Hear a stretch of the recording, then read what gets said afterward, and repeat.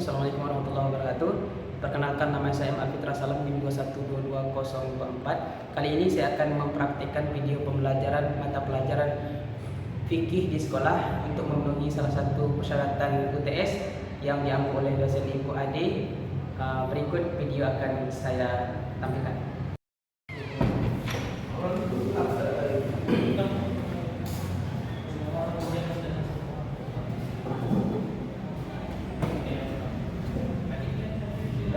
Bismillahirrahmanirrahim. Assalamualaikum warahmatullahi wabarakatuh. Waalaikumsalam warahmatullahi wabarakatuh. Bagaimana kabarnya hari ini? Alhamdulillah, luar biasa. Allahu Akbar. Alhamdulillah. Sebelum kita mulai pembelajaran, kita absen terlebih dahulu. Salman Rashid, hadir Pak. Ismail Adila, Hadir Pak. Fitra Muhammad, Hadir Pak. Ridian Fahmi, Hadir Pak. Samsul Marif, Sakit Pak. Oke. Baik, kita doakan sama-sama semoga teman-teman kita yang belum berkesempatan hadir bisa hadir bersama kita mengikuti pembelajaran pada minggu yang berikutnya. Amin amin ya rabbal alamin. Baik, anak-anak bapak semuanya, sebelum kita memulai pembelajaran, silakan dirapikan dulu tempat duduknya.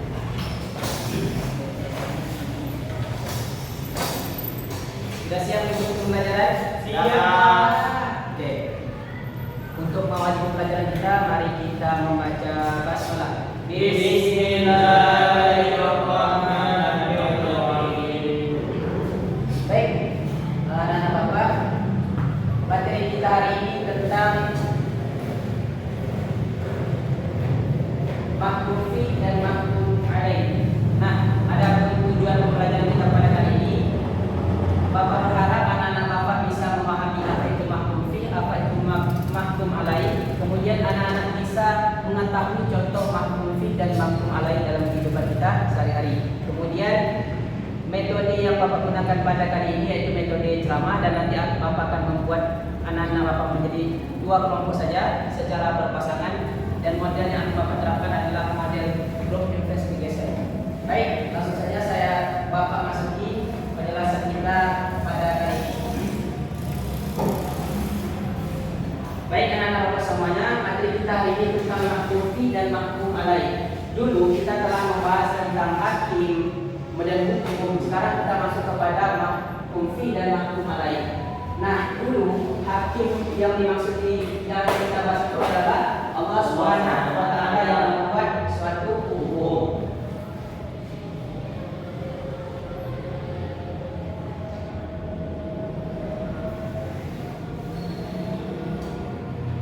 Kemudian hukum ialah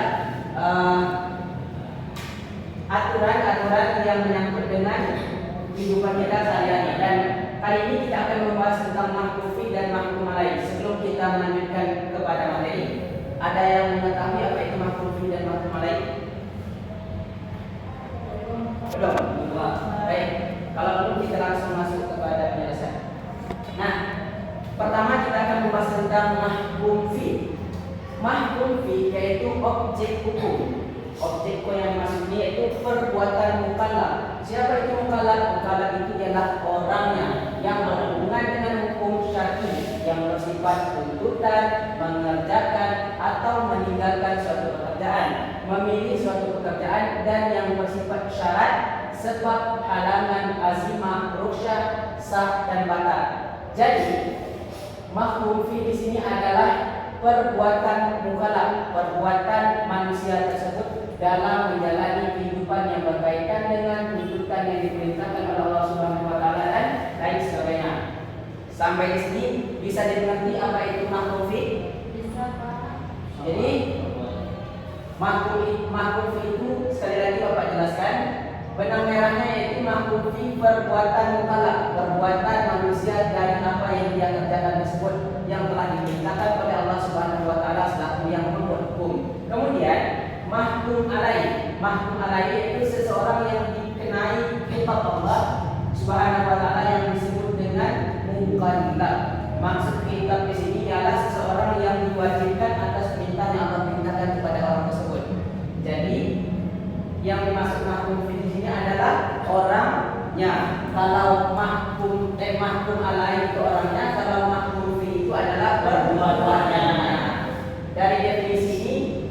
Bisa dipahami? Coba. Sekarang Bapak tanya kepada Salman, apa itu mahkum fi dan mahkum alaih? Mahkum fi adalah perbuatan mukallaf yang berhubungan dengan hukum, Pak. Perbuatannya lah, perbuatan mukallaf. Sedangkan mahkum alaih adalah orang yang dikenai hukum itu, Pak, atau mukallaf itu, Pak. Perintah maupun larangan. Baik, benar sekali jawabannya. Kasih aku yang Salman. Jadi mahkum fi itu adalah perbuatannya dan mahkum alaih orang yang dikenakan dari perbuatan tersebut atau perintah yang diperintahkan oleh Allah tersebut. Selanjutnya kita akan masuk kepada mahkum fi. Ada syarat dari mahkum fi ini. Ada 3 syarat. Yang pertama, perbuatan itu benar-benar diketahui oleh mukallaf, oleh orang yang melakukannya sehingga dia dapat mendapatkan tuntutan itu sesuai dengan perintahnya. Jadi orang yang berhak melakukan perintah itu orang yang tahu dengan perintahnya. Contoh, kita mempunyai akal diberikan oleh Allah Subhanahu wa taala dan kita berhak mengikuti apa yang diperintah oleh Allah Subhanahu wa taala. Kalau kita tidak mengerjakan, konsekuensinya neraka dan konsekuensinya kita akan mendapatkan surga dari apa yang kita buat. Nah, adapun orang yang tidak tahu yang dimaksud di sini, contoh orang gila. Apakah orang gila wajib sholat? Tidak. Contohnya anak yang belum balik, apakah diwajibkan sholat? Tidak. Nah, jadi yang dimaksudnya adalah orang yang memang mengetahui terhadap apa yang ingin dia kerjakan tersebut. Kemudian tuntutan itu keluar dari orang yang punya kuasa menuntut atau orang yang wajib diikuti oleh hukum oleh mukallaf tersebut. Yang masuk di kuasa ini ialah orang tersebut memiliki kekuasaan tertentu atas melakukan apa yang diperintahkan oleh Allah Subhanahu wa taala. Dan orang yang tidak memiliki kuasa atas perintah tersebut, maka dia diberikan suatu keringanan atas perintah tersebut. Kemudian yang ketiga, perbuatan yang dituntut ialah perbuatan yang mungkin bisa dilakukan.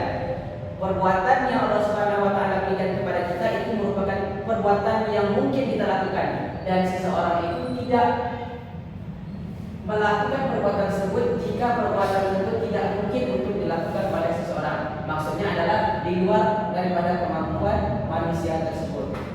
Bisa dipahami? Sama Yang pertama tadi, yang pertama tadi perbuatan itu benar-benar diketahui oleh mukallaf. ya, yang kedua, Tuntutan itu keluar dari orang yang punya kekuasaan, Pak. yang ketiga, Perbuatan itu dituntut yang bisa dilakukan. baik. Terima kasih Bapak, kiraan Anda semua sudah paham ya. Kemudian kita masuk kepada mahkum alaih. Secara etimologi, secara etimologi mukallaf yang dibebani hukum dalam usul fikih istilah mukallaf disebut juga mahkum alaih, yaitu subjek. Orang mukallaf adalah orang yang telah dianggap mampu bertindak baik yang berhubungan dengan perintah Allah, apa yang dilarang oleh Allah Subhanahu wa taala, apa yang dia katakan dan apa yang dia lakukan tersebut. Ketika dia melakukan perintah, dia mendapatkan pahala.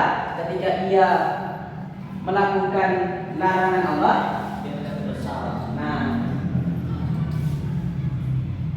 Nah, kemudian kita akan masuk mengenai sahnya memberi beban kepada mukallaf. Mukallaf tadi orangnya, jadi orang tersebut disahkan ketika memenuhi 2 syarat tersebut. Yang pertama, mukallaf dapat memahami dalil taklif.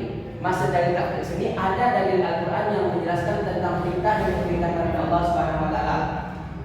Contoh, aqimus shalah, dirikanlah salat. Terdapat di dalam Al-Qur'an. Berarti jelas bahwa ini adalah perintah yang diperintahkan Allah kepada manusia. Jadi manusia itu harus memahami atas perintah yang diperintahkan Allah tersebut. Nah, yang kedua, mukallaf ialah orang yang ahli sesuatu yang disebabkan kepadanya. Misal, orang yang memiliki ilmu pengetahuan, maka ia wajib mengikuti perintah Allah Subhanahu wa taala. Dan adapun seperti anak-anak, anak-anak yang belum balik, orang-orang gila dan lain sebagainya, maka dia tidak dibebani suatu ketetapan hukum kepada seorang mukallaf tersebut. Kemudian ada hubungan antara hakim, hukum, mahkum fi dan mahkum alaih, yaitu contohnya salat diwajibkan kepada seluruh umat Islam. Nah, hakim di sini adalah Allah yang memerintahkan bahwasanya salat itu diwajibkan, kemudian hukum itu adalah kewajiban atas salat tersebut. Kemudian mahkum fi yaitu perbuatan seorang mukallaf dari salat tersebut. Kemudian mahkum alaih adalah umat Islam yang mengerjakan salat tersebut.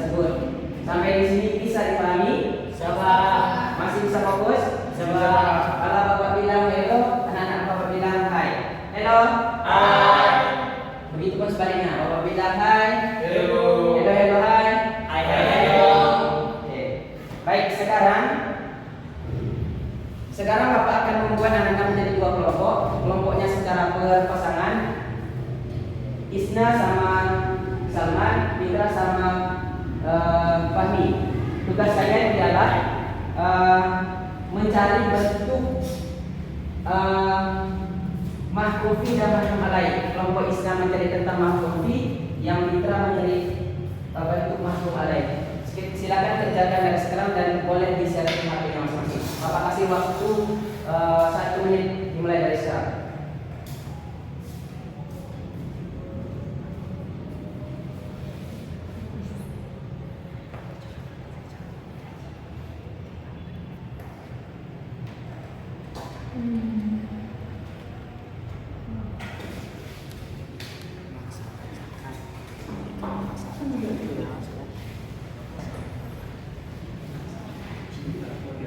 Sudah siap?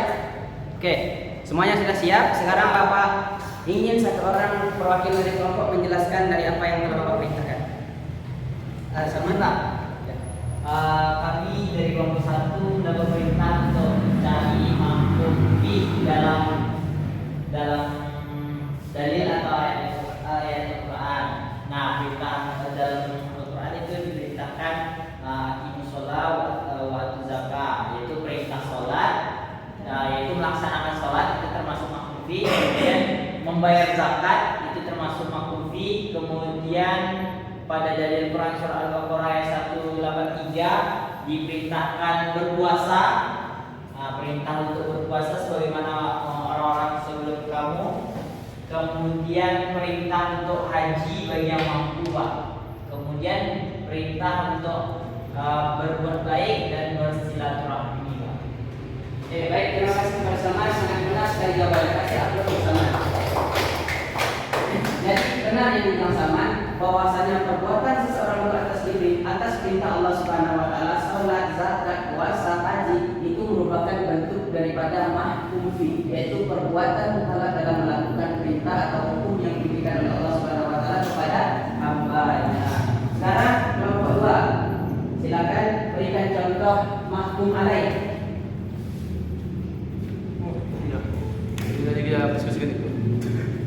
Mahkum alaih itu tadi kata Bapak adalah sebuah subjek hukum. Artinya orangnya. Ada dua bentuk mahkum alaih. Yang pertama mahkum alaih yang sudah mukallaf. Artinya adalah orang yang sudah balik dan sudah mampu melaksanakan perintah-perintah yang diperintahkan oleh Allah Subhanahu wa taala. Yang kedua adalah mahkum alaih yang bukan mukallaf. Artinya apa? Artinya adalah orang yang belum atau tidak memiliki kemampuan untuk memahami dan melaksanakan perintah Allah Subhanahu wa taala. Contohnya seperti anak-anak belum ada perintah sholat baginya. Orang yang gila, orang yang tidak punya akal, maka dia tidak berlaku hukum itu terhadapnya. Saya kembalikan kepada Bapak. Baik, terima kasih. Sangat benar sekali jawaban dari kita dan kasih aplaus untuk kita. Oke, jadi perlu Bapak perkuat lagi bahwa mahkum alaih adalah orang yang diwajibkan atas melakukan perintah dari Allah Subhanahu wa taala tersebut, termasuk ananda semuanya. Ketika ananda telah belajar, ananda telah mengetahui satu hukum, apa yang diperintahkan oleh Allah dan apa yang dilarang oleh Allah, maka anak-anak Bapak semuanya harus mengikuti apa yang diperintahkan oleh Allah Subhanahu wa taala. Baik, dari penjelasan Bapak tadi, anak-anak Bapak sudah paham? Sudah, Pak. Sekarang kalau anak-anak Bapak sudah paham, Bapak akan mengevaluasi pembelajaran hari melalui game pembelajaran. Nah, Bapak telah menyediakan game pembelajaran tentang materi kita hari ini. Jadi cara menjawabnya, siapa yang bisa jawab silakan maju ke depan dan sentuh jawaban yang benar. Bisa dipahami? Bisa, Pak. Oke. Bisa dimulai? Bisa, Pak. Oke, kita mulai permainannya.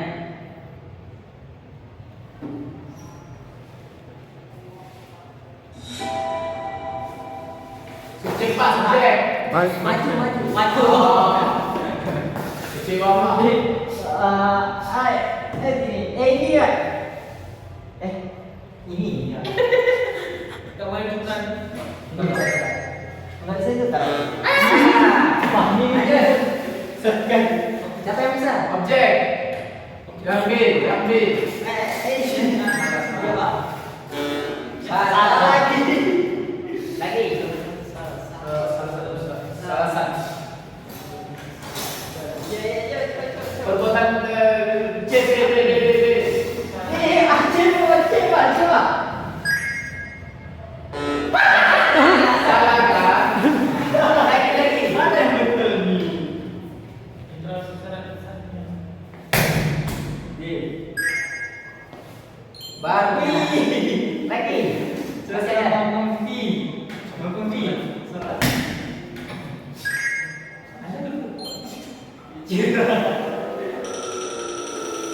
Mana dia Pak?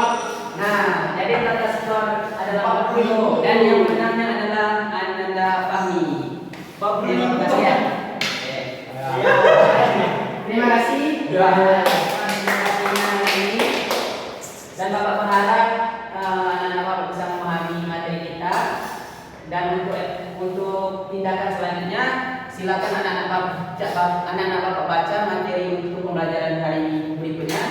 Dan baca-baca diulangi di rumah, pahami, dan kita akan ikuti pembelajaran seperti biasanya di minggu depan. Sebelumnya Bapak ada pantun nih. Pantunnya, anak-anak Bapak, kalau Bapak pantun, anak-anak Bapak bilang cakep, oke?